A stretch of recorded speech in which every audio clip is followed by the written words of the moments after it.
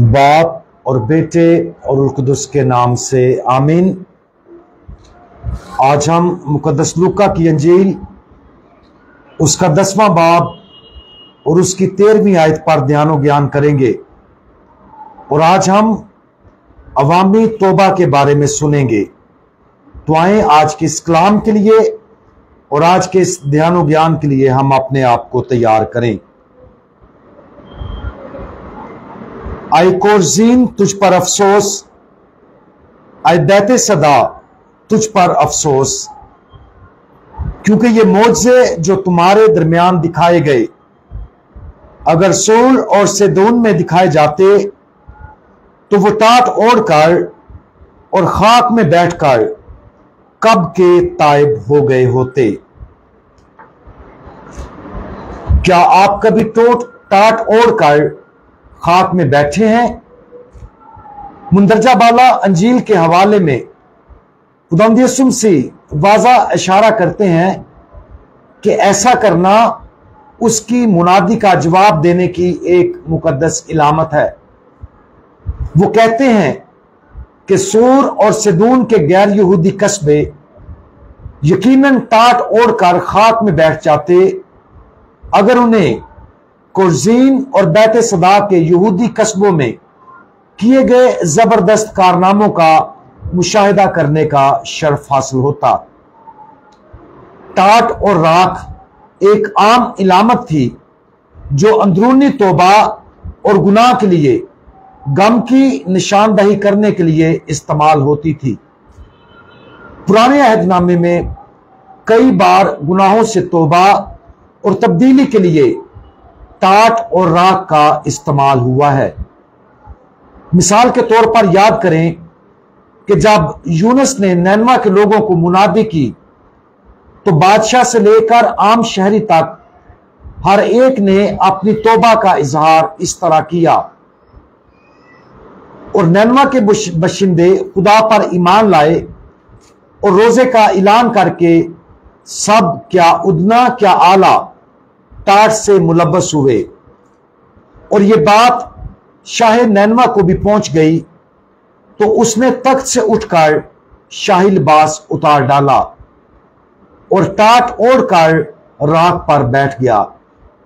यह हवाला हम यूनुस नबी की किताब उसका 3रा बाब और उसकी आयात 5-6 तक देख सकते हैं।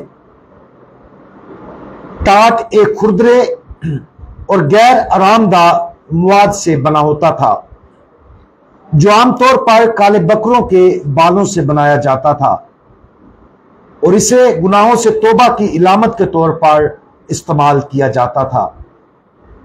राख पाक करने वाली आग के नतीजे में वीरानी और तबाही की इलामत है। बिलाशुबा हम सब हर साल राख के बुत को अपनी पेशानी पर राख लगवाते हैं जो इस बात का मजहर है कि हम तौबा करने की ख्वाहिश रखते हैं। और अगरचे आजकल हकीकी टाट पहनना मुश्किल है लेकिन उन अमाल के रूहानी समरात को देखना और इन तरीकों पर गौर करना अच्छा है जिनसे ये अमाल अब भी हमारे इन जमाने में इंजाम पा सकते हैं। आज हम कैसे टाट ओढ़ सकते हैं और राख में कैसे बैठ सकते हैं? गुनाह से तौबा और अंजील की तरफ रुजू करने की अपनी ख्वाहिश को अवामी तौर पर जाहिर करने के लिए हम क्या अमली इकदाम कर सकते हैं?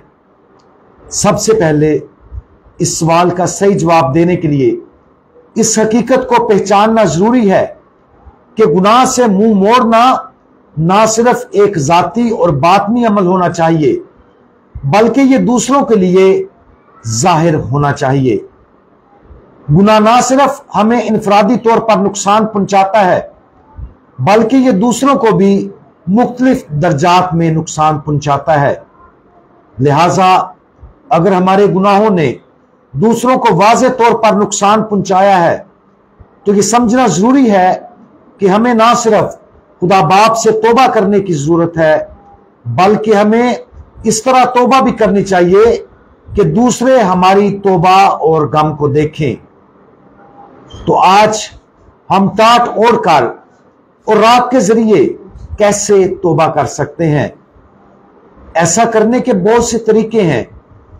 इस तरह के अमल में मौजूद जरूरी खूबी यह होगी कि दूसरों पर यह वाज़ेह होगा कि हमें अपने गुनाहों पर अफसोस है और हम अपनी अंदरूनी और बैरूनी तब्दीली की कोशिश कर रहे हैं। अगर हमने किसी दूसरे के लिए जो गुनाह किया है वो संगीन है, तो हमारी अंदरूनी तौबा हमारे गुनाह की संगीनी से मुमासिल होनी चाहिए और इस तौबा के ज़ाहिरी मज़र को भी नापना चाहिए। आज कुछ अमली तरीकों पर गौर करें जिनमें खुदा हमें अमली तौर पर टाट ओढ़ने और राख में बैठकर अपने आप को जाहिर करने के लिए बुला रहा है और उन लोगों के लिए दुख की इलामत के तौर पर जिनके खिलाफ हमने गुनाह किया है। मिसाल के तौर पर, अगर हमारा गुनाह गुस्से का है और हमने इस गुनाह से किसी दूसरे को बाकायदगी से नुकसान पहुंचाया है, तो ना सिर्फ खुदा से तौबा करें बल्कि उन पर अपना दुख जाहिर करने के लिए बैरूनी तरीके भी तलाश करें। शायद उनके लिए कोई ज़ाहिरी खिदमत करें या तौबा के अवामी अमल में मशगूल हो, जैसा कि हम रोजा रख सकते हैं, ताकि हम उनको दिखा सकें कि हम उनके लिए मुआवजत खा हैं जो हमने उनके खिलाफ गुनाह किया है। खैरात, नेक काम, खिदमत, दुआ, अवामी तपस्या और इस तरह के तमाम तरीके हैं जिनसे हम आज रूहानी और अमली तौर पर टाट ओढ़ सकते और राख में बैठ सकते हैं। हमारे मेहरबान खुदावंद, आप हमें रोजाना गुनाह से तौबा करने और टाट ओढ़ने और राख में बैठने के वाज़े निशानात के जरिए ऐसा करने के लिए बुलाते हैं। हमें गुनाहों के लिए हकीकी गम का फजल अता फरमाएं और सच्चे दिल से तौबा करने में हमारी मदद फरमाएं, क्योंकि हमें आपकी रहमत पर भरोसा है। बराए करम हमारी रहनुमाई भी करें ताकि हम अपने आप को आजिज कर सकें और अपने दुख का इजहार उन लोगों के लिए कर सकें जिनके खिलाफ हमने गुनाह किया है। ये आजिज़ाना अमल आपने हमें शिफा और इत्तेहाद दिलाए। खुदावंद यीशु मसीह, हमारा भरोसा आप पर है। आमीन।